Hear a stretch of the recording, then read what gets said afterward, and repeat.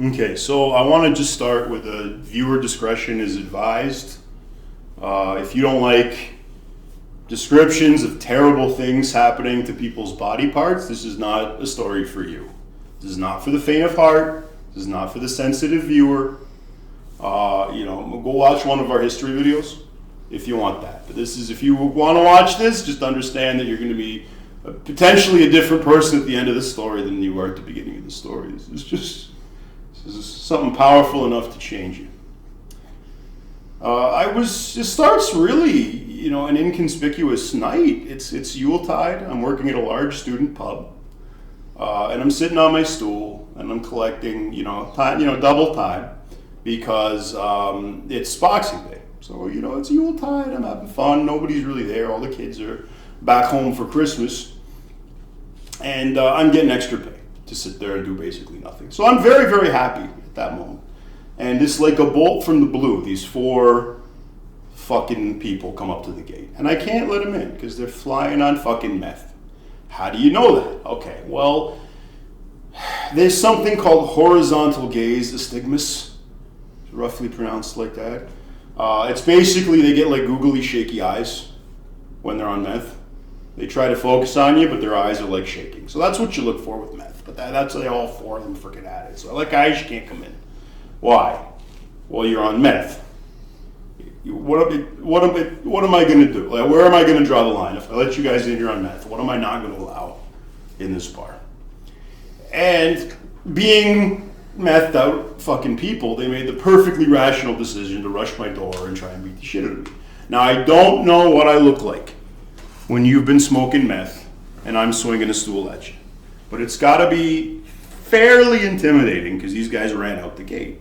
Now, this is important later. This bar is surrounded by a cast iron metal gate with fleur-de-lis spikes all around. Because that's the quality of the freaking management of this place. It's like, you're going to have a big rowdy student pub. You want to make sure it's like surrounded by metal spikes. Just in case some student does something dumb. You want to make sure that he dies. So that was their, that's the quality of the people running that place at this point. So the point is we have a big beautiful gate. So I lock the gate, close the gate, lock the door. They realize I'm not going to run out into the street and brain them. And so they start chirping, right? They start calling me names, running me down.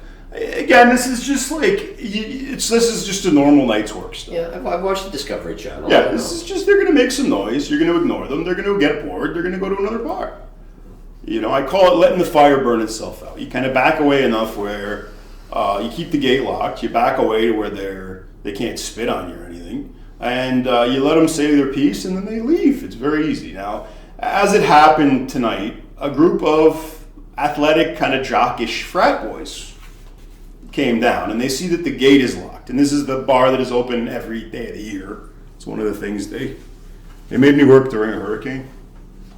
As far as trees, this big tree, he could have died. They were going to stay open. That's a you problem. Oh God, I'll tell that story at some point. But they see that the gate's locked. These jock frat boys, and they look at me and they're like, "Jay, what's up?" And I'm like, "Look, I got a small problem. Just go around the corner, get a cup of coffee, come back. I'll let you in. Don't worry, they're not going to stay here all night." No, we got this one. Don't worry, buddy. Now, as I think Hunter S. Thompson observed, you can fight a man, but you can't really fight a drug. And these guys attack these frat boys when the frat boys go up to try and scare them off. And these fucking 4 idiots attack the frat boys.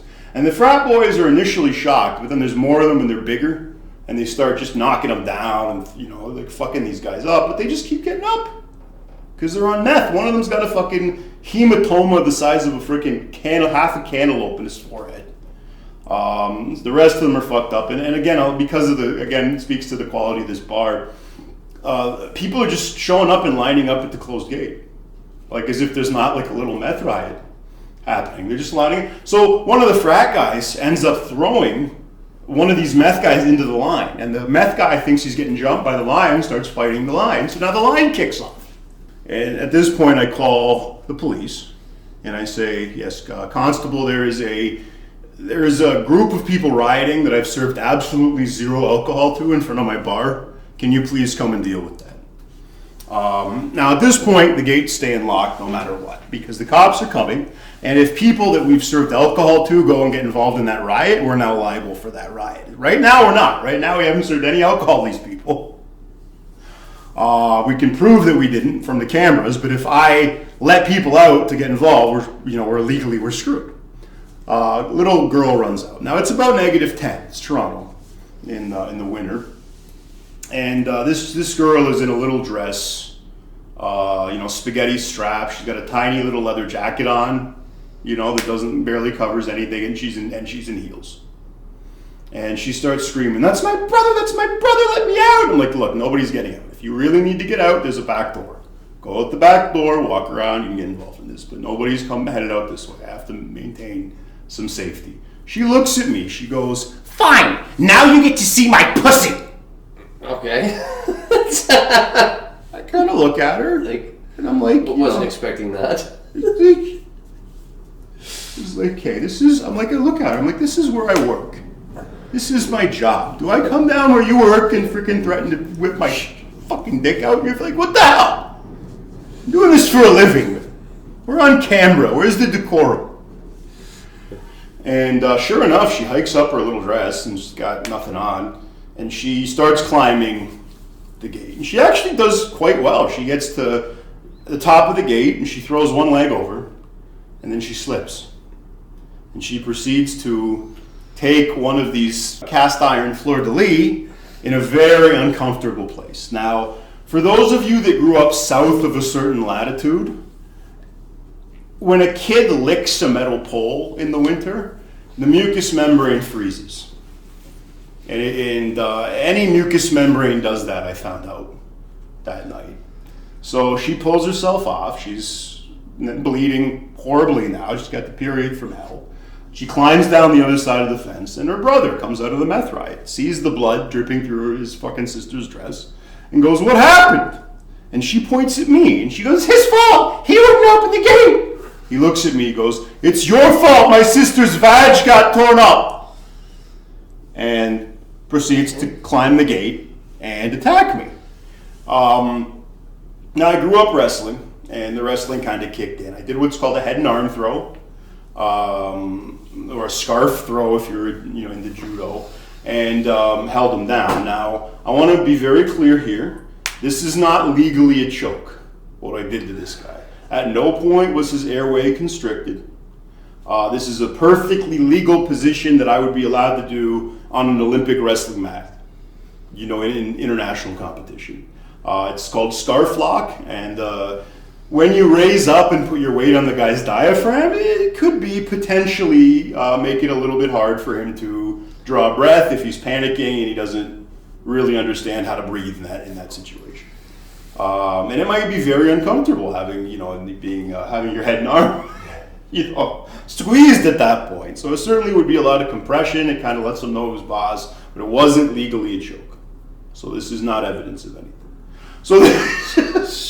But anyway, he was very tired. He went to sleep. You can't really hit a meth guy. For anyone judging me, you can't punch a meth person. You can't kick them. You can, but they're not going to do anything. They're going to keep coming at you. But oxygen is very, very fundamental. Consciousness is a pyramid of chemicals, and the base of that pyramid is oxygen. And if you take the oxygen away, that whole thing is coming crashing down. And what they say about a fire, you need fuel, you need oxygen, and you need heat. Mm-hmm. When you take the oxygen away, that fire is out. So consciousness is a similar reaction. And also, in my defense, I had to get up. The riot's still happening. I can't sit there, on the ground with this idiot. I had to put him into a more compliant state. And again, he's not out of the fight. He's sitting there screaming, "Hit me! Hit me! Come on!" Hey, this guy was not a Darwinian winner, I hope. But anyway, so in comes the frickin' C list of cops. These are all the cops who couldn't get Boxing Day off and be with their families. So it's like some Korean guy, a couple of lady cops, and thank God these are mostly middle class kids. So everybody's like, "Shit, authority," and they just book it. everybody except the meth heads who were too fucked up to move. So I got the one meth head in the gate lying down. I got the other meth heads out front all fucked up. Well, the guy with the hematoma the size of half a cantaloupe on his forehead is like, I just need to kind of like, just need to wash my face. Like, homie, you need probably plastic surgery. It's not, washing your face is not going to help at this point. And they look at me and they look at the cops and they go, you did it, man. It was the bouncers. Fuck this up. So thankfully I have cameras. And also, but I also, because again, I had to give a statement, I had to tell a very nice Korean constable what I just told you, nice people. So, you know, the chick left in an ambulance, and he looks at me and he goes, usually a girl's hurt like that, somebody's going to jail. But I guess this is just one of those weird flukes. Okay, Merry Christmas. So, and that was the worst thing I ever saw in 15 years of bouncing. And I hope that you enjoyed that. I hope somebody got some enjoyment out of that. This police report ended up getting passed around the various divisions in Toronto, and later on I was doing pay duty, or I was doing working with pay duty police, and they'd find out where I had worked, and they'd ask me if I was working there, and I always said the same thing. I said, nope, I took Christmas off. It wasn't there, didn't see it.